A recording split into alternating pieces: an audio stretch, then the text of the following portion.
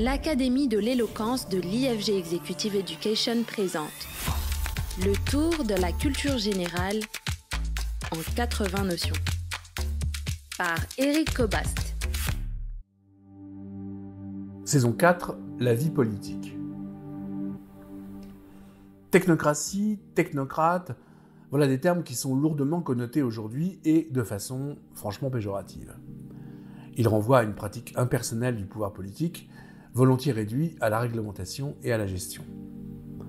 De fait, pour certains, le pouvoir politique appartient aujourd'hui désormais à des experts, des spécialistes détenteurs d'un savoir-faire, ce qu'on appelle en grec une techné. Alors les connotations attachées au terme sont péjoratives, nous l'avons dit, et c'est une surprise. En effet, l'idée de technocratie associe au pouvoir le savoir-faire, la compétence, la science, la rigueur de la rationalité.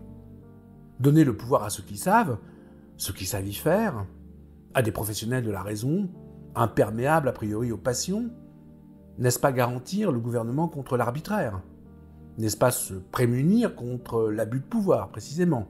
N'est-ce pas empêcher enfin que des intérêts particuliers ne viennent nuire à l'intérêt général ?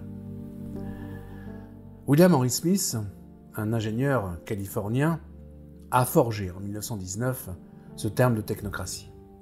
Mais au fond, l'idée vient de beaucoup plus loin. Elle vient même d'avant la crise de 1929, qui est pourtant à l'origine du développement de la technocratie. L'idée vient de loin puisqu'on peut déjà la trouver chez Platon. Dans la République, Platon qui proposait que le gouvernement soit affaire de philosophes, parce que les philosophes sont habitués aux raisonnements les plus évolués par une formation mathématique et une formation logique poussée. Et puis au XVIIe siècle, c'est le philosophe Francis Bacon qui va proposer dans une utopie, la Nouvelle Atlantide, un système où un collège de savants, réunis dans une maison de Salomon, va être chargé de conseiller le gouvernement vers une exploitation sage et raisonnée de la nature, menant à la richesse et à la puissance de la nation.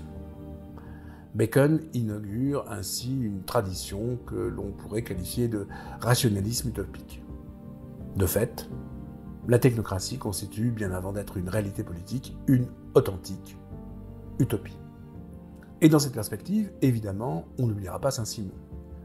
Saint-Simon, celui du XIXe siècle, qui est mort en 1825, et qui, en 1820, publie l'Organisation, texte dans lequel il fait apparaître une des premières organisations qui peut être qualifiée de purement technocratique, avec un parlement composé de 3 chambres, une chambre d'invention composée d'ingénieurs et d'artistes, une chambre d'examen composée de savants, une chambre d'exécution comprenant des représentants de l'industrie.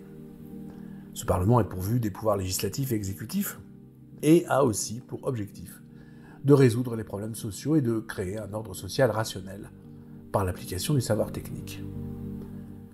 Pour Saint-Simon, le gouvernement est une administration des choses qui prendrait à tous en fonction de leurs capacités et redistribuerait à tous en fonction de leurs performances.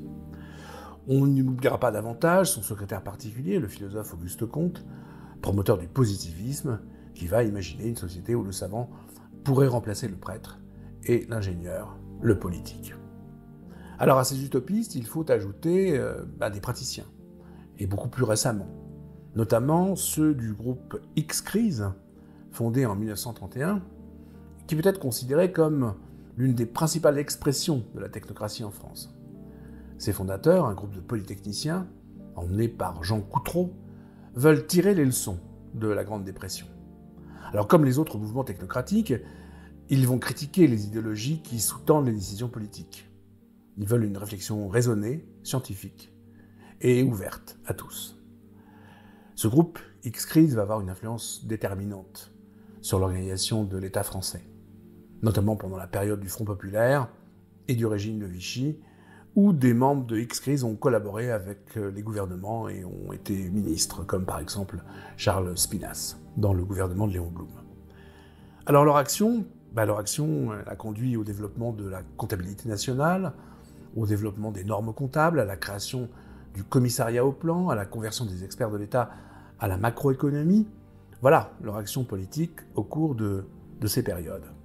Cette action va aboutir à ce qu'aujourd'hui le célèbre juriste Alain Supiot appelle une expression tout aussi célèbre, la gouvernance par les nombres. Alors je reviens à mon interrogation initiale. Pourquoi cette valeur péjorative ? Que la presse qualifie tel ou tel ministre de technocrate et on aura bien compris qu'il ne s'agit pas là d'un compliment. En fait, nous attendons peut-être toujours de la politique qu'elle se fasse dans la chaleur partisane des débats, dans l'expression assumée des partialités idéologiques et non dans le calme des cabinets ministériels et des hauts lieux d'administration de l'État où s'imposerait une prétendue rationalité. Au fond, c'est rappeler que ce n'est tout simplement pas l'État qui doit gouverner. C'était le tour de la culture générale en 80 notions par Éric Cobast, un podcast proposé par l'Académie de l'éloquence de l'IFG Executive Education.